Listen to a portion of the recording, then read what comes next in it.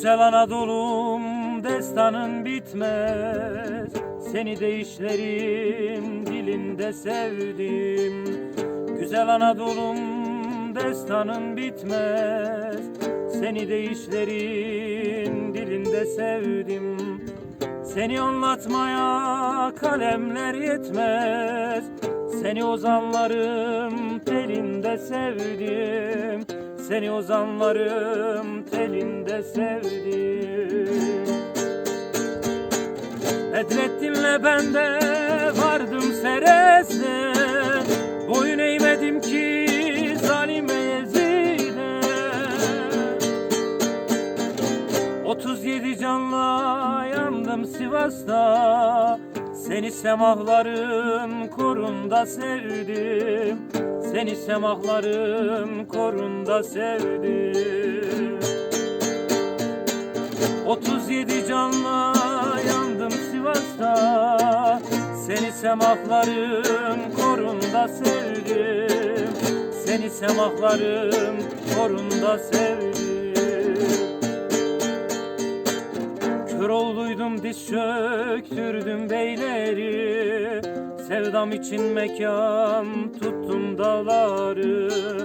Yaz baharda mor çiçekli bağları.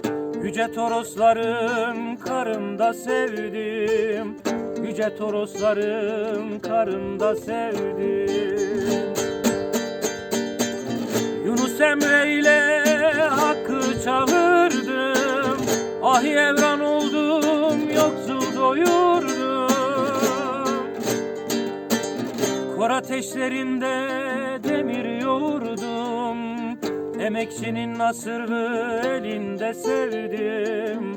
Emekçinin nasırlı elinde sevdim.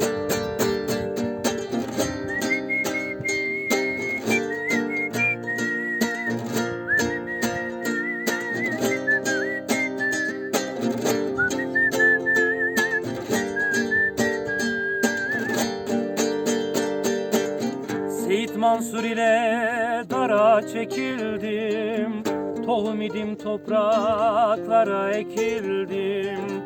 Seyit Mansur ile dara çekildim. Tohum idim, topraklara ekildim. Pir Sultanım 7 kere dirildim. Şaha gidenlerin yolunda sevdim. Şaha gidenlerin yolunda sevdim. Hacı Bektaş idim Hakk'ın yolunda. Nice alim geldi geçti soyumda. Seyit Rıza ile Munzur suyundan. Coşkun ırmakların gölünde sevdim. Coşkun ırmakların gölünde sevdim. Seyit Rıza ile Munzur suyundan.